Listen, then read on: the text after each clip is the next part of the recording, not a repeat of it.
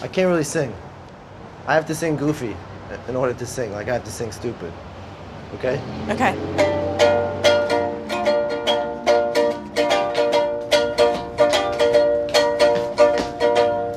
You always hurt the ones you love. The one you shouldn't hurt at all.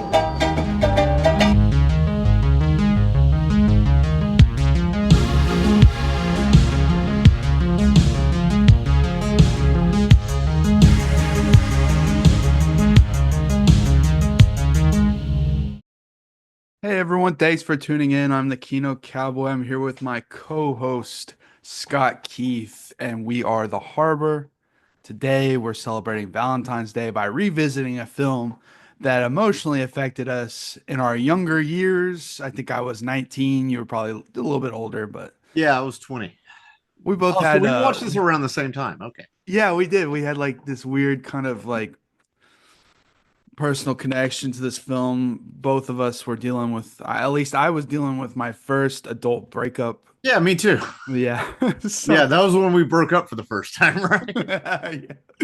And now we're in our 30s. Things are different. We look at things different. It's always interesting to look back at a film that affected Oh, us. well, So, any great story does that. And this is, I think, one of the movies that is you can watch it at different stages in your life. I mean, to the point where I think the writer director, I'm gonna butcher his last name right here, then I'll refer to him as Derek the rest of the time. Derek Cianfrance, I think it's anyway, Cianfrance. Cianfrance, Sacre France. Either way, Derek. We'll call him Derek. Derek, old D boy. Uh, Derek wrote it when he was like, in his early 20s or something. Um, and it took forever to get funding, which I think this movie only had $1 million budget, only quote unquote. And he said by that point he had like had a wife and had kids, and things have changed. His perspective has changed. He wrote it. He says a lot of his films are about like him dealing with the fact that his parents had a tumultuous marriage and eventually divorce. And it's in that way, I guess, a very personal film. But also, I was listening to interviews with the guy, and it's very obvious this is an actor driven movie. This is a movie that if I were an actor, and even not as an actor, I would study this. It's just every turn of the head, every facial expression, all of that is doing so much of the weight, even though it's very dialogue driven.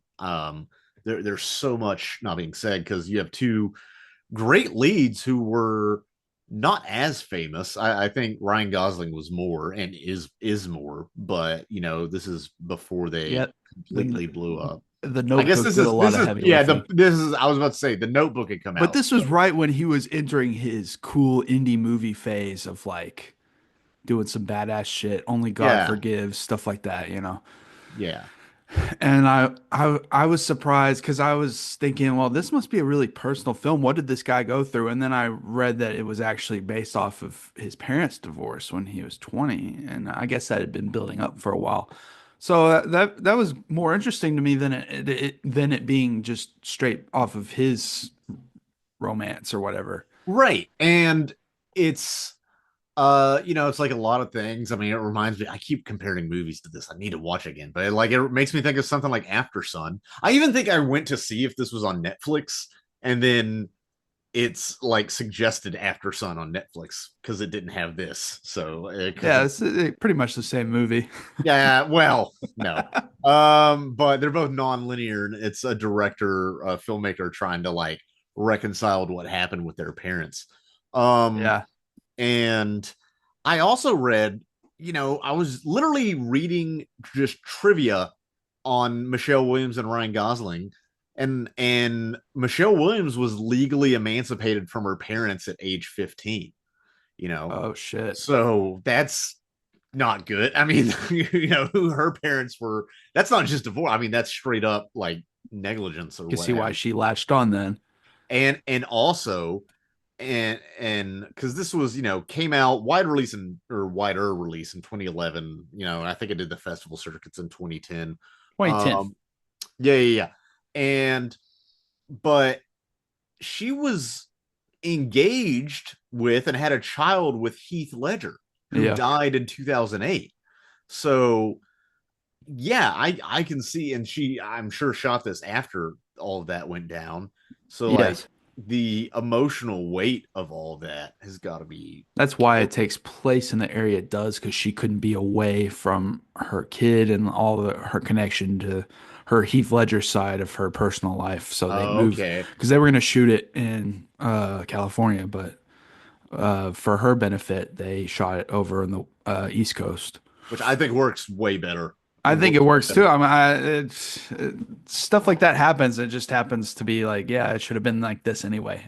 Yeah, no, because there's a certain amount of like blue collar, like East Coast blue collar culture. Yeah, And even like, I don't think Pennsylvania is technically in New England. I don't think. It's around there. But like there's even that sort of like New England housing, It even reminded me a bit of Lars and the Real Girl, also with Ryan Gosling giving a great performance. Except that's very like wholesome Northeast small town, and this is dysfunctional family small yeah. town. This is so true though, so raw. That's what I really got from it on the rewatch. Is just the way it portrays all the Americana elements, the just the neighborhood they're in, the fact that the Fourth of July is incoming, stuff like that. It really grounds you in this like life that's been lived 1,000 times, yet here we are really dissecting it kind of thing. And No. man, it adds to the kind of brutalness of what's going on. Right. And so much of that is again the way Derek, old D boy, directs. It's, there's a lot of improvisation. Allegedly the famous like them having their first date walking the streets of, they're in New York at first, right? Because he lives in Brooklyn. I'm And pretty then sure. yeah, and then they're in the city. And after they move out to the country so she can get a nursing job or what have you.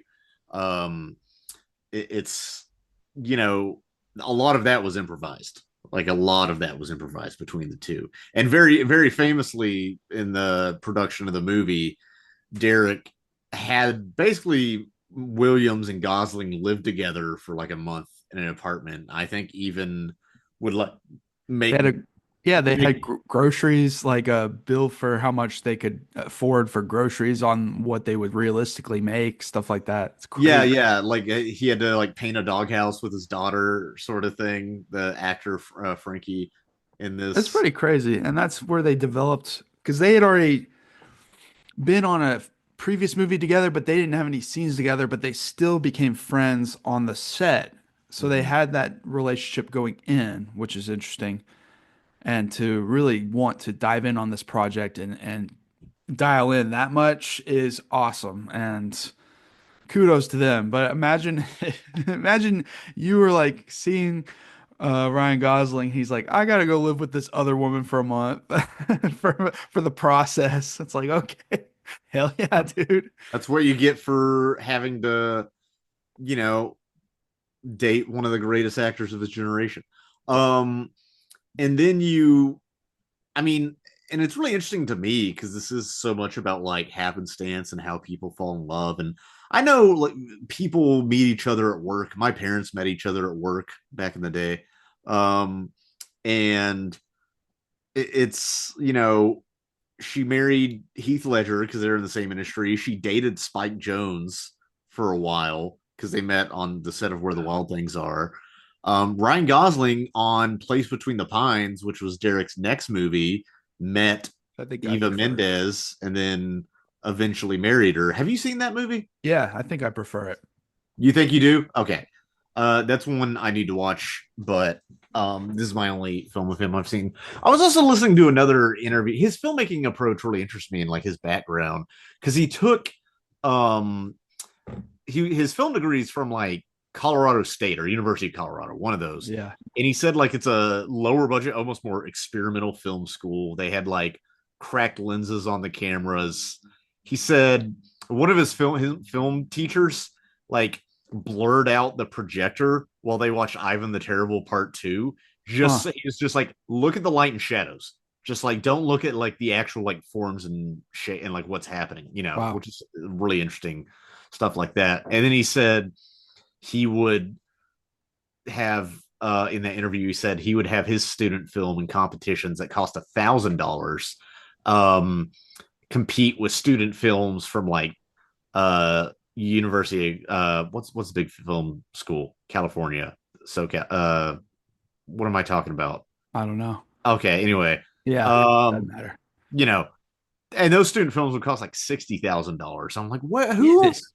What rich people? I've never made $60,000 in my life, like as working a real job, like as a professional with a college degree. Like, what are you talking about? If someone gave me $60,000 for a movie right now, I would stretch it so far and well they wouldn't be they wouldn't know what was coming. Oh yeah, dude. We would have like so much oatmeal on the catering table. It'd be insane. Yeah, then you read about like El Mariachi being made for like $5,000 or something. Yeah, hell yeah. Like, what the hell are you doing with $60,000 for a student? Like, are you anyway? It's insane. That's like more than some state school's entire college tuition. Dude, screw California. No. I hope LA's doing fine after the fires.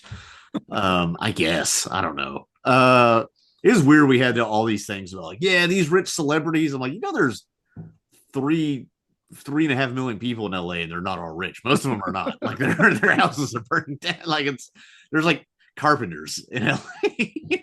I mean, they're gonna be fine. They have a lot of work. They're getting a lot of overtime. But yeah, I bet. Yeah, but everyone else. But I just relate to that struggle of like he first wrote the script in 98. Dude. And then couldn't even get it filmed until 2009. He gave a copy, one of the first copies, to Michelle Williams in 2002, and then had Ryan Gosling on board in like 2004, 2005. And at first, Gosling was like, I just want to play the young guy. I don't think I can do that, both of them. And Derek was like, well, we can just shoot this now and shoot the rest of it 5 years later. Like, what are you doing? Like, money. If you have a chance to shoot this movie, you're going to shoot it. Like, what are you talking about? I don't know. He's a young filmmaker. But it turned out, yeah, they played it right. And it's astonishing.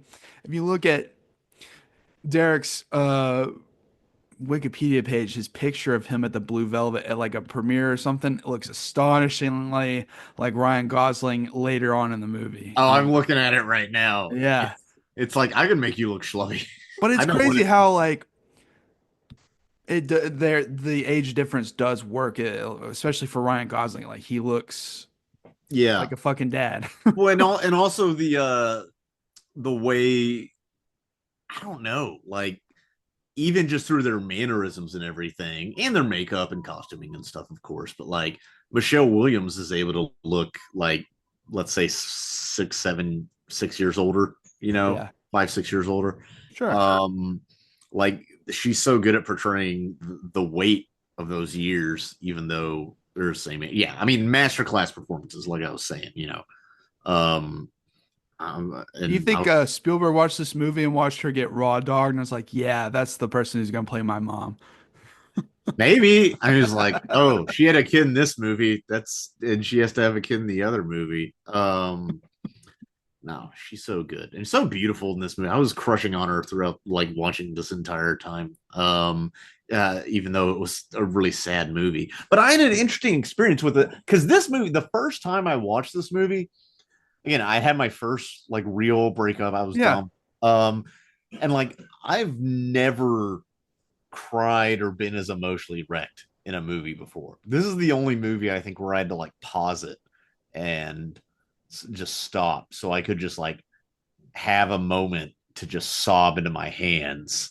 And I remember what the line was specifically. And it was a very interesting moment when that line came up against this movie. And it's when she's talking with her grandmother about like, how do you know when you're in love? Da da da. And she's like, and how can you trust yourself when your heart can change like that? And her grandmother's like, you just basically like you have to trust yourself and like I can feel things and like I you just have to like have faith in your own emotions that they're real, you know. And I do think something this movie does well is like first of all, the word, okay, I always say the word love in the English language is too much work. I love pizza and I love my friends and I love my family. And like those are not all the same emotion. Because clearly pizza takes priority Yep. over all of that for sure. Look at us, we're pizza boys. Um, and but it's such an illogical thing, you know, and it's not it's I don't know if I want to be cynical, I can just say like it's our bodies trying to get us to reproduce and propagate the species. Yeah, Um, if you want to be an annoying prick. yeah, if I want to be Rick Sanchez, but no, I mean rewatching it, it not only made me rewatch the movie, but it made me re-examine that whole period of my life and like how I had acted and like, hey, and we're, I mean, I haven't kept up with that woman. Like, we would still be cool if we met in the street. It wouldn't, it, but, you know, I don't know. It was my first relationship. I didn't know what I was doing. I still don't, but I certainly didn't then.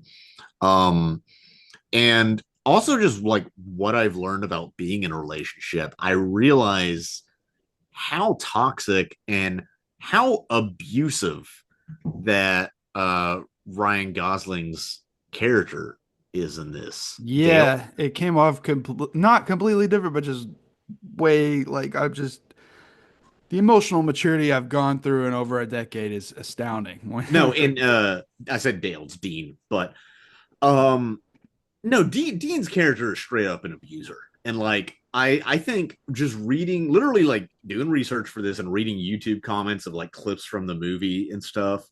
And I remember back when Tumblr was still big, there would be like GIF sets of this movie. Yeah. And like there's certainly beautiful moments of them falling in love that does capture what it's like to be they're both like 19, 20. He might be a little older at the big, you know, in the earlier chronology in this movie. Um but I almost wonder if people are like taking the wrong message from this movie. I mean, some people are going to, or at least like romanticizing certain aspects of it without realizing. Like, I remember, okay, just as an example, um, the scene where he's like kind of holding the door open in the nursing home and flirting with her, and she says, "Go away," and he's like, "Go away? That's a weird name," you know. I mean, because it's Ryan Gosling and he's so damn handsome and charming. It's charming in the moment, but like that immediately sets the tone for like how abusive it is. And part of this, I feel weird bringing this up, but like I've worked with survivors of abuse at a nonprofit before, and like there's a lot of types of abuse that we don't, you know, I think a lot of people's idea of abuse, it's gotten better, but it's still very much like angry guy in a sleeveless t-shirt that we literally call a wife beater for some weird reason.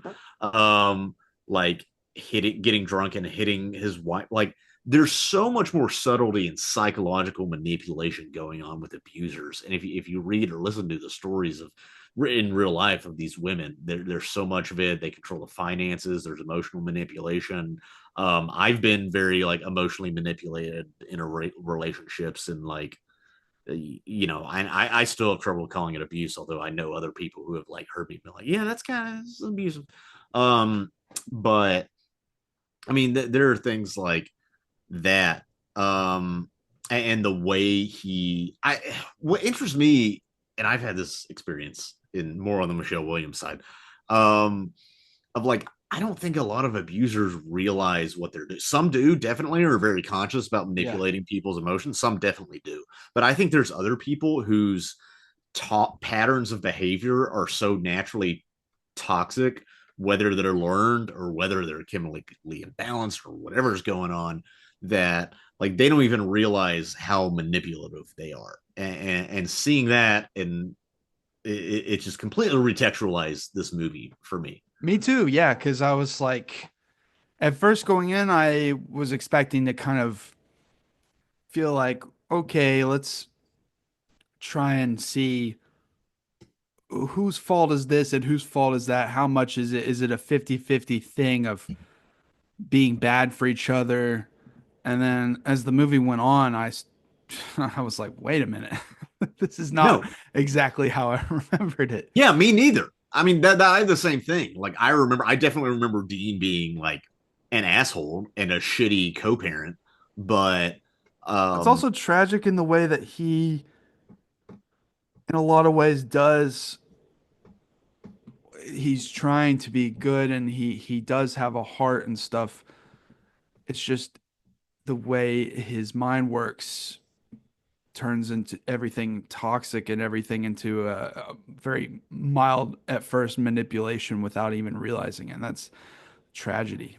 right, and we learn late in the movie, Jesus, in this scene where he's at the dinner table and he has a shiner because he just got jumped by the likely baby daddy of Cindy Michelle Williams' character. And I mean, dude, just imagine how out of touch you have to be as a 19, 20-year-old woman to have your boyfriend or love interest or whatever over, and he has like a shiner and he's trying to charm, you know, the parents. Um, and it's insane. I was trying to. I had a point there that I'm forgetting, but She's naive. And if she would have had an abortion, she could have avoided all of this. But, you know. oh yeah, no, yeah, for sure. It was like, well, there. So maybe it is her fault. It's all her fault, clearly. No, For that, that's what you're saying. no, but it really this is gonna sound, I'm gonna try and say this without being trying to sound like condescending or anything like that, but like for me, someone who is not seeking children and not looking for that lifestyle, this movie comes off as an absolute nightmare. Like it is the American nightmare, and it's supposed to be the American dream, and it's like you really get this soft sort of indie sort of touch of Americana at the beginning, and like, yeah, they're not like they're working class, they're not the most well off, and they have their squabbles, but like they're gonna try and make the dream work, right? That's what it's all gonna be about, right? Oh, the dog got out, but we'll find the dog, no big deal. And then just the way it just unfolds, it's like, yeah, God help me if I ever had this and then he lifestyle. uses that as like another chance to be emotionally abusive. Like, this is your fault. Da da da da da. Because if it happens one time, like he's like, dude, you should have latched the gate. I mean, that happens. Like, but obviously it's part of a pattern. Um, It's definitely and a pattern because at first I was like trying to rationalize, okay, she's the obvious breadwinner here with a nice nurse job, but also, well, she's late for her daughter's performance. So, you know, and he's not. But then she tells him that they found the dog, obviously dead. And so it's like, oh, that's why you're instead late. of like comforting her, he says, how many times have I told you to close the gate? And it's like, okay, Why don't you close the gate? maybe he's just upset in the moment. And then she's picking up stuff around the house right after that, and he's laying on the couch watching old videos of the dog. And at first, you're rationalizing, like, yeah, maybe she's probably annoyed that she's always picking up stuff when she has the harder job and stuff. But like, maybe this is one, just a one-time kind of thing. Like, he wants to grieve, he wants to lay on the couch, no big deal. And I kept trying to rationalize that, and then you have to think, well, no, this is probably a pattern. This is Yeah, probably the 100th fucking instance of this. right. They've gone through 100 dogs in the Well, past no, I'm month. just No, saying of I know what you're her. saying. Yeah. Um, the can I just go back a bit and say how much Yeah. I hate the phrase American Dream? I think it's stupid propaganda, and because I think, like, name a country where they don't want to have a nice family and house and like work their way up economically. Like, that's every like capitalist society we're able to do that. You Well, know, yeah. it's like I don't understand the term American dream. What makes that different than other countries' dreams of prosperity? Like, that's all it is. It has to do with homesteading and like being in the frontier and Well, yeah. manifesting It's all that from the bullshit. propaganda that was Yeah, promised. Yeah. So that's the whole thing. But yeah, I don't know, and that's what this movie is and it subverting. incites a certain vibe of Yeah, things. I don't you know. know, and I'm sure they all have their different flavors, countries of it. Because this is a movie, it's a subversion of that. It's also a subversion of like rom coms or of Hollywood in general. I don't know how much Derek was like, I'm going to subvert Hollywood convention. I mean, he did talk about how he would watch movies and it would feel like artificial or forced. And like I was talking with for example, I really like When Harry Met Sally. I think it's a class. I think it's the classic rom com, you know. And I'm not a huge rom com guy, which is probably pretty obvious. But I mean, it's great chemistry. They somehow tricked us into thinking Billy Crystal's like a handsome young man. He's unconventionally handsome in that movie. But the and all those things. But I was talking with a friend who is pretty cynical about relationships, and she was like, "Do you think they would have gotten together in that? I don't think they would have gotten together at the end of that movie. Have you seen that movie? No. Okay.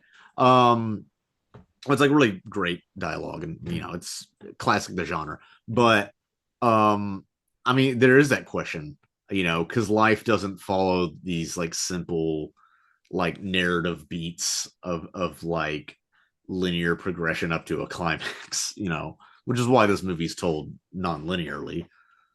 But yeah, and this is also that time, and this is an example of that kind of movement towards more raw art dramas and Mm-hmm. away from the more cliche Right. rom comedies, romance kind of studio Right. movies. Because around the same time, and you had like 500 Days of Summer, and that's very much a movie where you rewatch as older, and you can go check out our episode on that from a previous Valentine's Yeah, Day. we've done that, and then we did Her, and so we're really Yes. getting all of our adolescent movies in. Yeah. And those are all, especially with 500 Days of Summer, like you said, that was like, well, whose fault is it really? That's like 50-50, maybe like 67-33 on like Joseph Gordon-Levitt's side. And this one's like, I don't know, who can you fault? Like Michelle should have got, I mean, honestly, probably would have been better off as a single mom Yeah. and just like having her family, having her mom and grandma help raise it.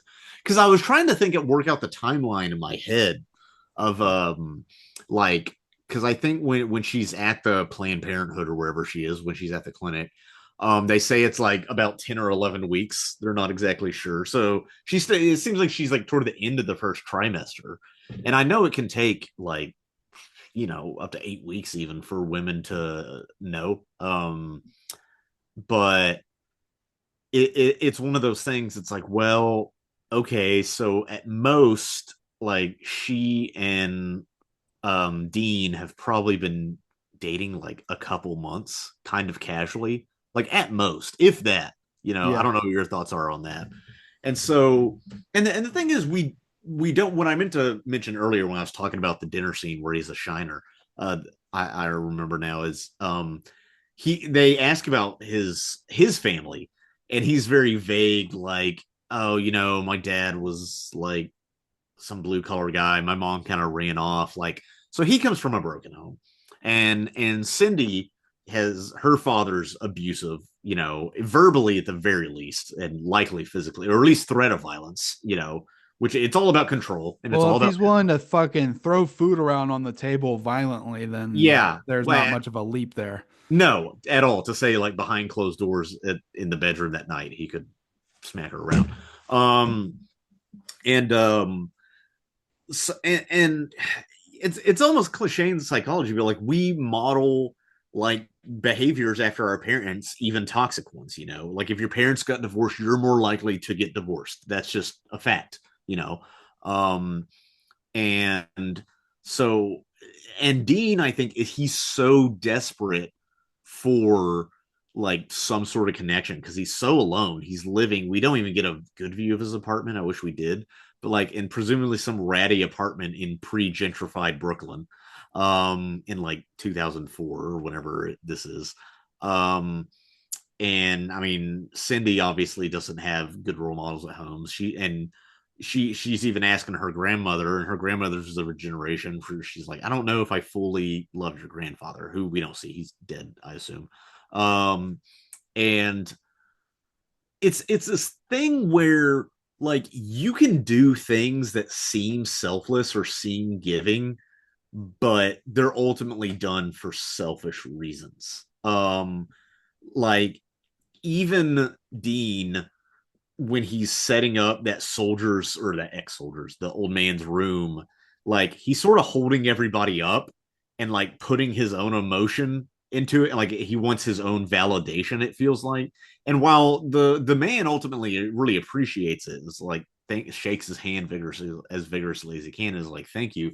I feel that there are a lot of parents who like they do the right thing for the kids for the wrong reason, and kids can sense that. I mean, I'm not going to get too into it, but I did, because I won't say who, they won't be watching this, but I had a parent who like a lot of her behavior was it was loving toward me, but it was to make herself feel good. You can get into this like philosophical argument is like, was there any such thing as a selfless action? Because even giving to charity, you're doing it to feel good. Like, okay, you could get all like talk in circles about that all day. But like there is definitely a sense of like, even though he can be loving toward his daughter, he's doing it for his own emotional validation, and he's still like emotionally neglecting his daughter and what she needs. And by forcing that burden onto his wife, like that's like emotional neglect toward both his daughter and his wife, even though like he's his daughter's favorite. It's kind of like the cliche, like divorced parents, dad gets them every other weekend. Oh, they like dad's house because there's no rules. And then and then when they get older, they realize like, oh, that wasn't actually a good thing, or oh, having a parent that would let me stay out all night was actually not because they were cool. It's because they were like didn't care or like weren't worried about me and just wanted me out of the house. There's a balance to be had because like as yeah, and also neither of us have kids. well, yeah, I know, but there is a balance because like he plays around with the daughter and says, "Oh, we'll pretend to be leopards. We'll eat these pieces of cereal off the table." Which once in a while, be silly, be funny. Do things unorthodox. That's fine, but it's probably much more common than we think. But also, because at this point in the movie, I was like, yeah, she could loosen up a little bit. I know she's miserable, but like, loosen up a little bit. It's just playing around with the kid. But she does see him as childish and refers to him as childish throughout the whole movie. So it's probably a very common problem. He is. No, because he hasn't changed. And also, how much of this goofy behavior is he doing because he's drunk? And the kid doesn't know that because she's not of age. Like, she's only like 6. But, it's like, yeah, he's acting goofy because he's literally a drunkard. And he likes painting houses and not having, a more quote unquote grown up job because he has no ambition, and he says it's a privilege that he gets to start drinking at 8 a.m., which is an insane thing to say. Insane. But I do it's just interesting because you do get a sense of him caring, at least to a degree of, yeah, he's holding up these people, but like just throwing this old man's stuff into his room just feels kind of weird and wrong. And I get that. So that's just a nice touch. So there is good inside of this guy. He's not just a complete all out prick at all times. But even then, he is so emotionally needy. And if you've had an emotionally needy parent, you feel this. It's like, it seems selfless, but he's literally going into somebody else's space and controlling it and controlling their environment to suit his own emotional needs for validation. And like the guy is such a manipulator. And even in that, like, again, in any of these behaviors on their own are, it's one thing, like you get in arguments with your spouse, that's normal. If you do it every night, that's toxic. It's I'm not a relationship counselor. Yeah, it's so insane how different this rewatch was. Yeah. Because it's like I was just emotionally immature at the time, just didn't know anything. Yeah, for sure. But and it's just different. I just remember being emotionally devastated at the end, sobbing and stuff, and I was nowhere close to that this time. And it's also I'm 30 and I'm not trying to say anything, but I am in a very stable and normal relationship of 5 years. And you're engaged. You have one of the healthier relationships of all the friends I know. It's just happened to work the way it did, and we don't have children. So, and I'm still out here slinging dong. Yeah, Dong Slingers of America. Dong slingers. I'm part of the cock slingers of America. I'm part of the CSA. Yeah. Yeah, I'm from the South in the CSA. It's This is a just Confederacy joke if you can't get okay. it. Okay. That's the joke. That was just so strange. Oh my God, how did I not notice all of these little tiny Well, toxic because I was behaviors? emotionally devastated and just needed to process my grief and like because Yeah, me too. Yeah. well, and and you know this, like I I think in a lot of ways you feel more than I do. If that I makes might. sense. You might like I'm kind of an emotionally numb guy. And not that I'm like emotionally numb, but like that's the defense mechanism I have. And also sometimes like I'll just engage my analytical brain so much I'll forget to just feel something. You know, that's why I didn't take notes during this. Like you took copious notes during this movie. I did not because I wanted to be in it. But in a weird way, like even though I was emotionally like touched during this rewatch, it was completely different because it was like I was at more of a distance, more of a comfortable distance. Yeah. Because a I texted a friend. I was texting a friend. I was like, "Hey, I have to go watch this movie before I go to bed because we are doing a recording tomorrow of it." And they were like, "Prepare to be sad." I'm like, "Yeah, I've seen it before." But I really wasn't sad. Like, I was a little sad at parts. Because this movie like approaches misery porn. It doesn't quite get there because it's nuanced enough where it doesn't feel like it's just bludgeoning you with misery, and there are like Joker too. bitter Joker too. Yeah, well, that's just bad. But the don't compare this movie to I'm Joker. not. I know.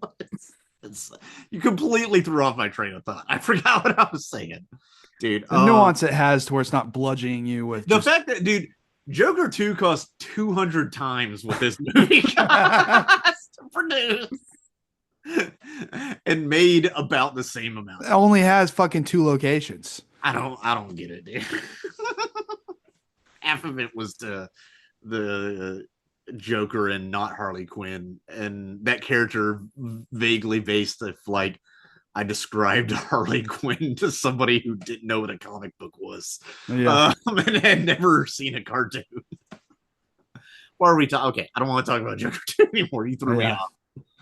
off. But no, it was like I was touched. It was bittersweet, but I was almost like a pity. You know, maybe not pity's the right word, but like a sort of empathy for the character and for people I've known. Because, like you Yeah. said, the story's been lived 1,000 times, and I've known people like this and people I've been friends with, not complete POSs like Dean, but like guys who are kind of similar, who are like blue collar, not fully in touch with their emotions because of the way they were raised, stuff like that. No, I can think of a friend we used to have in high school and early college that we all just put up with, and then we started seeing more and more of that behavior, and then we're like, wait a minute, Yeah, this guy I'm actually, sucks. as soon as I started saying that, I'm not going to say his name. Was this guy We're not going to go into any detail. any I'm not, detail? Okay, but I'm okay, just saying we all knew this guy, and we're yeah, like, we know. I know. wait a minute, this guy's a piece of shit. Yeah, it was like, yeah, the bit's not funny anymore. Like the bit's not ironic anymore. You know, it's like this guy's just not a good person. But there's also behaviors just when you're young and you're trying to figure out how to even have a relationship when when it's beyond just a teenage or a high school thing, in my first relationship that led to this, and like in hindsight it's like obvious, but like I was very depressed because I was aimless and in college, and I got depressed, and I was self-medicating a lot, which didn't help. And I my girlfriend at the time would like come over and I would be under the influence, and like obviously that's not something you do, but I was just so emotionally blind and just kind of like Dean, only not abusive. Like I was just so wrapped up in my own emotions and like my own worldview, like it was hard for me to understand, and that really, and I knew it deep down, like that relationship was on the way out anyway, just because like she had like graduated and was like moving on to like the next stage of her life, and I was like a sophomore in college or Yeah. something, it was gonna happen one way or the other. But that stuff happens. I learned from it. That's the Well, yeah, difference. you have to learn from it. And I feel like that's what's so scary about the idea of like high school sweethearts or your first real adult relationship and you'll just settle down and it's like, well, no wonder Dude, you haven't worked out any kinks. You don't I even can know how a relationship even works fully because you've never fully experienced one. And it's just like, yeah, there's a lot of stupid shit that I probably did when I was 18 because I didn't know. And you learn to regulate emotions. You're still kind of a kid. And it's like, absolutely, which is I just can't why, imagine like and it's being insane. It's feeling yeah, mature enough to settle down immediately. which it does suck because like Cindy does seem smart. Is she smart enough to be a doctor? Maybe. I do wonder if nurses watch this movie and the whole trope of like a nurse who really wanted to be a doctor like wrinkles them a bit because they were just like, maybe I want to be a nurse. But the anyway, that's irrelevant. Also, Cindy has a type, because it seems I'm doing some armchair psychology along with my armchair film criticism, but it's she had like a strong yet toxic male figure in her father. So like she's like, okay, men are supposed to be like strong and masculine, but she also wants somebody who's protective. So she like feels safe around guys who like in theory can protect her because they're like big and a wrestler or like whatever. Also, Dean is like, I don't know. The word cuck gets thrown around, but it's kind of literal. Well, hold on. Cut out. It's okay. We can pause. No big deal. Okay. I All right. cannot. I'm back. Okay. Make a note. Um excuse me. Yeah. Dean. Yeah. So she's already dealing with her father growing up, and now she's in some lame ass relationship with some douchebag, stereotypical jock who, I mean, it's very much a stereotype, like Yeah, abusive and he prick. doesn't get a lot of development. He's a He's full got the broad strokes of being an obvious abuser.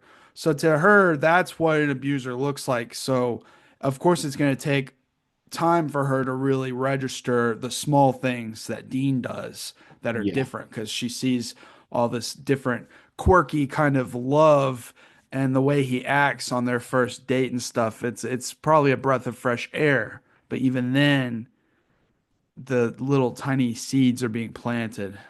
Dude, abusers can sniff out vulnerability, you know. I've seen it happen. It's happened to me once. And they take you and they isolate you, you know. In my case, like I moved in with them when I was like too young and shouldn't have. Not to keep harping on that, but I don't know if you've listened It's to all real, man. yeah, if you listen to this far in the recording, you're getting some of that. Um, it's that's why it's so important for people to realize the different types of abuse. And also, like, and this movie touches on it, like when she's reading the romance novel to her grandmother, which I guess I didn't have a relationship like that with any of my grandparents. And like, maybe it's more of a granddaughter, grandmother thing to read romance novels together. I wasn't sitting at like the bedside of my granddad, like reading romance novels to him for when he was published when he was in the Navy in World War II. But the like I so much of our first exposure to relationships outside of our parents is through movies and stories and that's all. So many of them are made as like cheap empathy machines for you to like feel some facsimile. Well, we were talking about how she's reading to her grandmother, and obviously she has that kind of probably old school idea of romance, of falling in love, and Right, of chivalry. And like, yeah, dude, I talked about this with an ex of mine, and we talked about how like you get these ideas of what things are from movies, and like it's insane. Like the Western conception of romance, and first of all, back in the day, not to sound like some, I don't know, Seattle polyamory commune douchebag, but it's like marriage was about property rights and stuff, and you get dowries. I wish I could get a dowry. But give me some sheep for marrying your daughter. That'd be cool. But it's this idea of like you're gonna find this person and they're gonna like fix you or anything like that's crazy. And that's what like arranged marriages actually end up a lot better. They're not perfect, and there's a lot of like sexism and problems and help pedophilia in some parts of the world involved in those. Um, but it's like that's actually more logical because it's like, oh no, this is something we have to like build. It's the difference between like finding love and then like building love with someone. Like even the phrase "falling in love" it's like insane. Like what the does that mean? Um, and that's what when you get older you realize it is.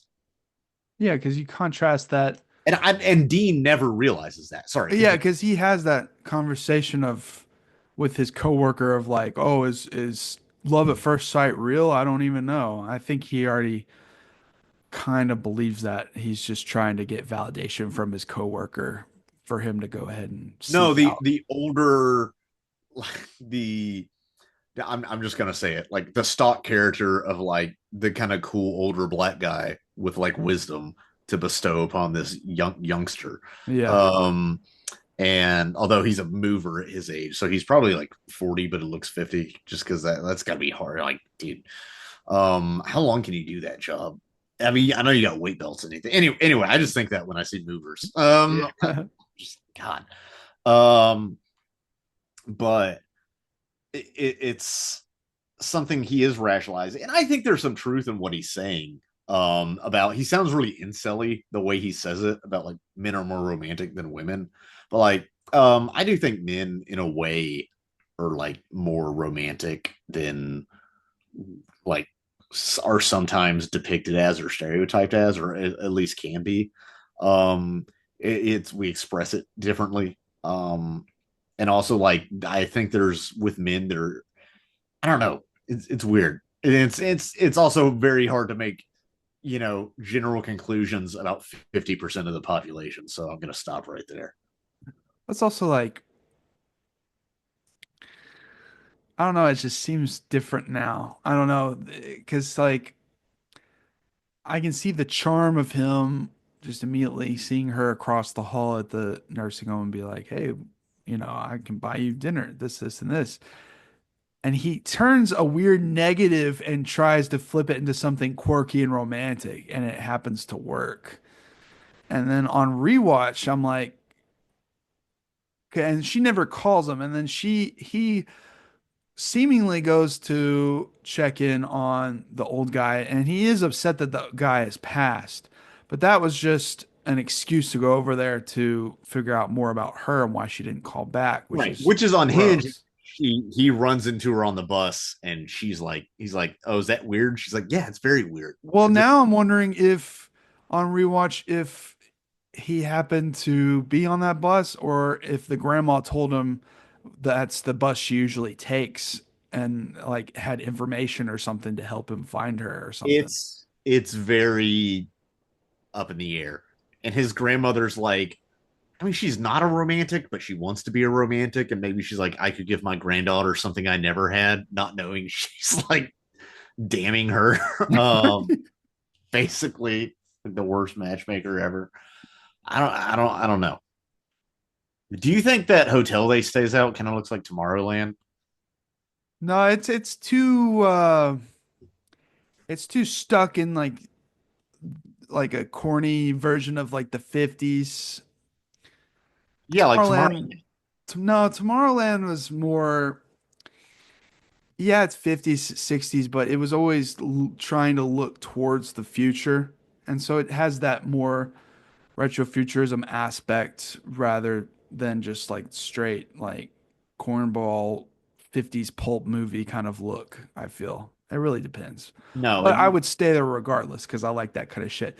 And I get and that at that point in the movie earlier on, I'm still rationalizing like, okay, he's doing whatever he can to try and salvage this relationship. He's doing this kind of tongue-in-cheek kind of like romantic gesture. She needs to loosen up. They can go to this cheesy motel. She doesn't want to go because it's 2 hours away and she's probably dead tired from her long and ass she's on job. call. She can't. You're She's not on supposed to call, drink when you're but in on my call. head, I'm like, just be adventurous. You got to liven up your relationship. And this is before this is early on, so I hadn't reassessed what was really going on.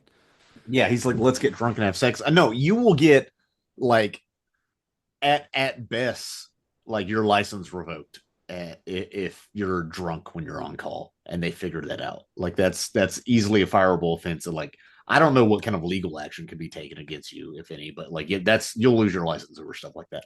Um, well, it's here's the thing. There's the sort of controversy or criticism lobbied toward the MPAA, now the MPA. And that's how I learned about the movie.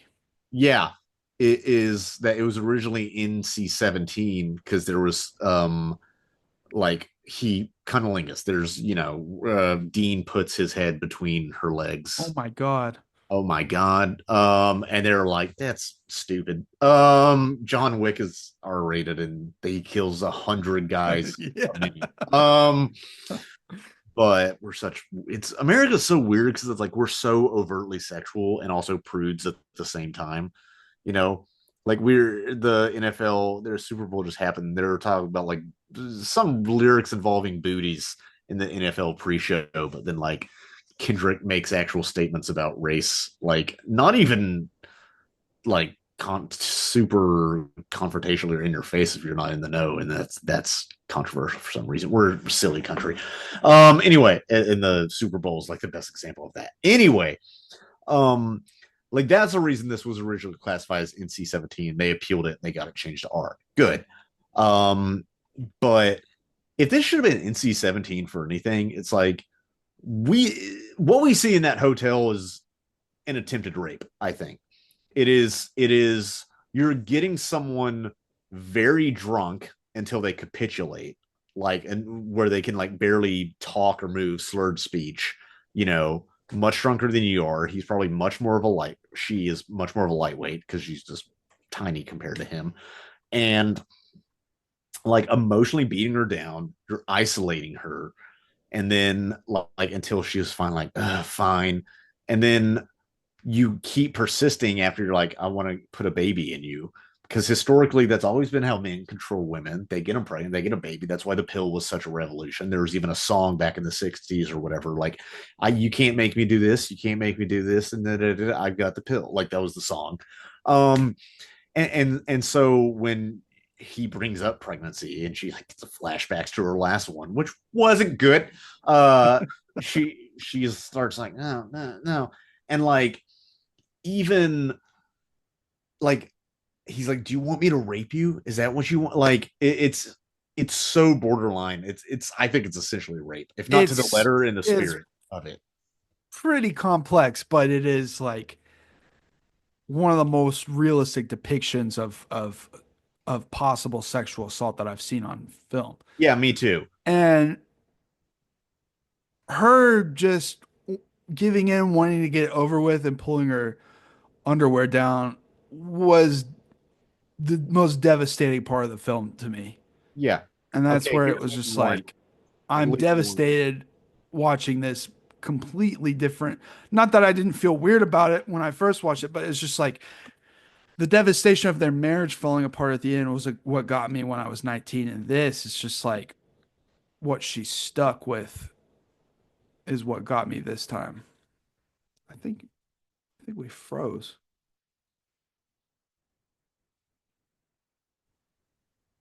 Okay, we're back. I don't know what's going on. The internet, I guess.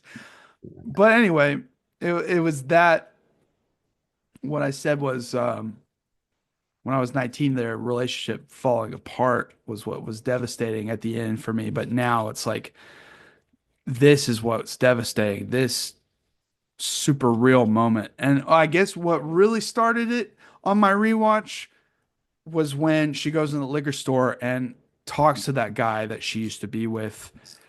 And it should be a total normal interaction of, oh, I saw this asshole I used to be with. And he's like, well, why didn't you tell me? She's like, what do you mean? I'm telling you right now. It had probably only been like 30 minutes. You know, she was probably still processing it in the car. Oh, it's probably really heavy. Okay. So rationalize, which this guy is incapable of. And then he turns it around on her emotionally. And then now she's suddenly nervous because she's thinks, well, I'm worried, you know, it's going to make you feel weird and it shouldn't have been a big deal at all. And that was my on the rewatch. I was like, oh man, this is not the movie I remembered completely because this is like the worst and like most in a way evil example of creeping abuse.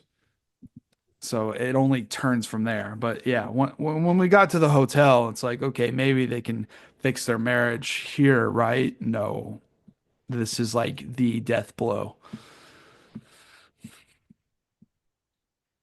Man. And what's up? This movie. Yeah. So like I get I'm not going to try and victim blame here at all. I get why she just left him at the hotel and went to her call like she thought. She was probably pissed off that she had that call anyway.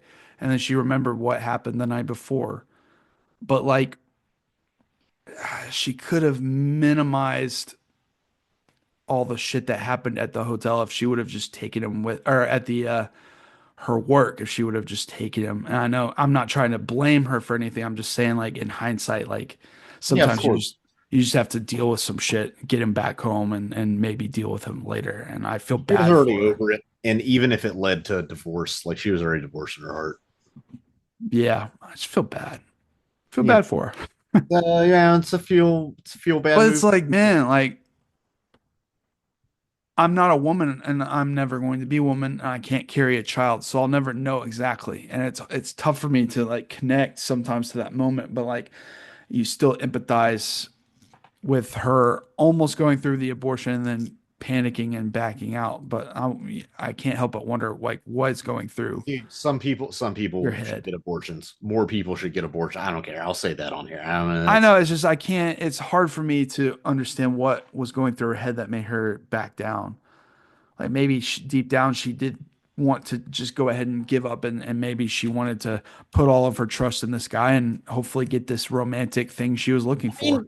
it's scary. It's a lot of things, you feel a connection. I mean, women have like like they feel it, They're with the baby those whole 9 months versus guys being outside of that. They have a physical connection, hormones are changing. And then also like, who knows what her religious beliefs were. She's probably at least nominally Christian, Yeah, I mean it's very complex. I know, and it's just like it's the way he kind of acts like he's putting aside his future and saying, fuck it, well, let's do it. Let's be a family. As if What he future? already had no ambition. He didn't have anything in front of him. So he was taking this as like, oh shit, I might as well latch on to this because it's the best thing I've got. But the way he makes it like this, it's some grand romantic victory or gesture. It's just like, God damn, man. Yeah, because you even have they're at the courthouse, which is a cliche, and he's he's obviously this is again why like I would study this movie if I was an actor really trying to hone in on my facial expression. Um, is like he's obviously having doubts. You can tell just by looking at him when he's in the courthouse. But when she looks at they look at each other, he kind of playfully is like, "Oh, are you having doubt?" Or like, I forget exactly what he says, but he's basically, "Are you gonna run away right on me?" Yeah. It's just constant snowballing. Yeah. Even in like a jokey way. It's like, shut up, man. Like, what are Yeah, you talking about? And like, he's always trying to joke because I guess he's emotionally stunted and I don't know. But like when they're in the hotel, she just wants a moment finally to herself to shower and he can't help but like get in with her to try and be romantic. But she does end up showering and she does seem to decompress a bit. And as soon as she does, she's like asking him, "Oh, what are you so grumpy about?" Just because he didn't get what he was looking for in that moment exactly. And instead of working with that, he's just immediately turns it around on her somehow. It's like, oh my God, dude, this is a fucking nightmare of a movie. But also, as a child of divorced parents, it does get a little hairy. And it's like the confirmation and the tragedy of like we were never meant to be. This should have never happened. And yeah, my parents were never meant to be and they shouldn't have happened. But, I guess I'm glad I'm here now to talk to you about bullshit on YouTube. So, I don't know. And I wish my parents had never met Yeah, okay.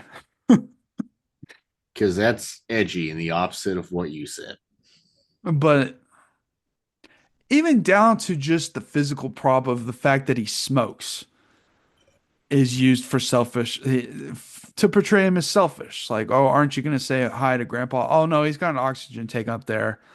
So I'm not going to go up there. I'm going to continue to smoke, but I'm going to go ahead and hug my daughter and blow smoke in her face because I don't really care. I'm just wanting to make up an excuse. Just stuff like that. I will say, though, that child molester joke she makes on the bus is pretty solid. And I did Oh no, enjoy it. that's a classic. That's a classic. If you're looking for dark humor, that's a classic. I was like, okay, yeah. So, she can be funny. She can have sense of humor. She's just, No, it's different. I mean, the scene where she's like tap dancing and he's playing ukulele. I mean, it's beautiful. It's legitimately that's one yeah. of the I used to listen to that song and like cry at 19 years old that week I watched that movie because I was so like soft indie boy. Speaking of soft indie boy, I forgot this movie was scored by Grizzly Bear and which was up my fucking alley. And I know this is after high school, but this is the exact kind of music from that 2007 to 2013 kind of indie era of revival. And they did a great job, especially with the ending credits song. It's brutal. It hits you like a brick.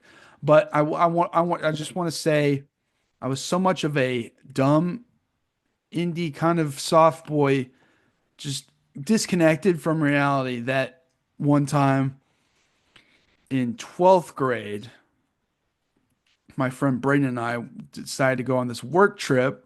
Oh no, we're a church trip, a church field trip to Memphis because we thought they were going to see Grizzly Bear. And we were so dumb and so out of tune and knew nothing about sports that we didn't realize they were going to see the Grizzly Bears, their basketball team. And so we got on this bus and everyone was wearing jerseys and we were like, whoa, what's going on here? you guys are idiots. So we did not get to see Grizzly Bear live like we thought. We went and saw the Grizzly Bears play a boring basketball game, and it was all right, you know. But that's how stupid I was at 18. And imagining settling down at 19, 20 is terrifying. But, you know, I think what really got me at the end is when they finally get back after the whole brawl at the fucking hospital, which is insane. Because we get the subplot that's set up at the beginning of her and the doctor wanting her to move and for a better job, and you're like, oh, she might take this opportunity. Why isn't she told him about this yet? And you get the like complex kind of feeling from her at the end when he kind of says it again, like, well, you could have this job in Riverdale and just have an apartment up there and then just come back on the weekends to see your family and we could hang out and stuff like that. And she's like, well, even then at this point, she says, I'm married. And you feel bad for her because she does think like, well, maybe I was just good enough for this job, but it's more of a, I don't know. It's interesting at this point that she's still willing to hang on to this and say that she's married. And I don't even think it's so much about the marriage. I think it's that she wants to be valued for who she is. And Yeah. and because he's like, I thought you wanted me for this job because I was good at my job.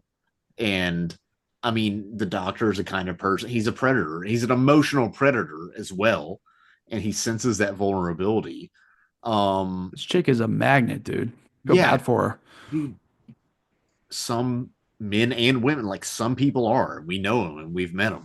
Um, and it's really sad to see.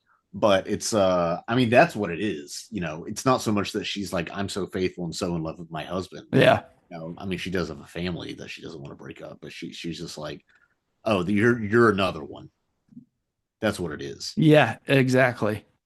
And that's devastating. And then when he shows up and she says she's so out of love with him and that she has nothing left, and it's like, okay, I'm glad you got to say it, but like, wrong place to say it. Oh, so disgusting. But I think what devastated me, oh, hold on, just a sec. God damn it. All right. What I think devastated me the most this time, just from a tragedy sort of scenario, is when he's trying his best to hang on when they're in the kitchen at the end and he's like saying, well, he's nothing without her and stuff like this. And saying, instead of just saying he needs her and he wants her, even at this point, he's saying, well, you have to think about Frank. You have to think about a daughter. What are you going to do? Leave the daughter to be, in this situation with her parents, split up and stuff. And it's just all using the daughter, even in this moment. It's disgusting. And to cut, brilliant to cut this in between with their marriage is brutal. It's just like, we're doubling down on this misery, dude. And he's like finally pivoting from Frankie to himself and saying, but he's still manipulating, saying, we promised for better or for worse, and this is my worst. Yeah. And One of the it's famous lines from this. the way she just hugs him and all she says is, I'm sorry. And then that's it. Like, that's, to me, tragic but very powerful. That's all she does. And I still really do like the ending shot where he's walking away into the fireworks. And then great use of that Grizzly Bear song in the credits. But like, that was the most emotional part for me, was her saying, and not in such a different way from last time, of like just, you have to do what you have to do, and she finally had the strength to do it. I know that sounded like Kylo Ren, but I was gonna say as soon as you said it. but it's just the simplicity of it and how it can be so powerful. It was interesting to me, of just saying, yeah, I'm sorry. Not I saying, mean, but also just to make it even darker, it's like she has to keep it simple because he's gonna twist anything she said. yeah, it's fucked up because the amount of things she could go over within that moment of all the things he's done, but she just can't. She just has to let it go, and Yeah, that's it's not worth it because it, the it only won't way solve out. anything. Um, and just to leave off on a happy note, what do you think their lives are like immediately after this movie? How long do you think it takes for him to die in a drunk driving accident? Shit, I don't know. He probably works some boring ass blue collar job, doesn't do anything to further his life, probably gets cirrhosis. And do you think she gets together with another asshole? I'm worried that she will. That, or she'll just try and be a single mother for a while, I hope. Which yeah. I mean, that's the it's sad when you're like, I hope she's a single mom. That's the best she can do. And this movie just solidified that I will still be a double income, no kids for a long time. So, I'm living that uncle life, dude. I'm and doing no that. offense to any parents out there, I'm glad you're happy, but this Yeah, just no, if like, you're a breeder, turn this off. on rewatch, this just came off as a complete, utter nightmare. And not because he lost the woman he loved, but because the whole situation. Breeders. Now, this episode will air out of order because it is Breeders. Valentine's Day. The episode you guys are going to see next is our episode from last week, but I'm going to go ahead and post this one to be aligned with Valentine's Day. So, what was the one we did last week? I already forgot. We had 8.5, but then what we do after that? We've done so many episodes, folks. Dude, this is like 170. I don't remember. Yeah. I But have I remember in to. that episode saying, "Oh, up next is Blue Valentine," so you'll probably Yeah, listen to that one and be I like, don't know. It's backwards, and I'm trying to remember everything. "Dude, What we on the do spot, I can't believe." In Bruges, which is good. In Bruges, yeah. So look Okay. forward to In Bruges next Jesus week, Christ, which is that's a not fun one. It's a we're lot too different from emotionally this episode. devastated for our memories to work right now. On the spot, dude. Sometimes it's like I've watched every episode of American Dad. I remember one time said, "Oh, what's the daughter's name in that episode?" And then like me and my friend like couldn't think for like 15 minutes, even though I've seen every it doesn't make sense. The brain sometimes just fucks with you. So anyway, thanks for listening, everybody. Happy Valentine's Day. If you want to support us, we have plenty of other episodes. Yeah, like Scott said, probably 170. We have video essays now. I think 8 of them I have up now. Go check those out. They're a bit different from these kinds of videos. Support us, follow us anywhere you want in the description below. I have a book for sale if you want to check out some weird coming of age adventures. We have other films, tie-in films on the mooring line. Go check that out, etc., etc. We'll see you guys next week.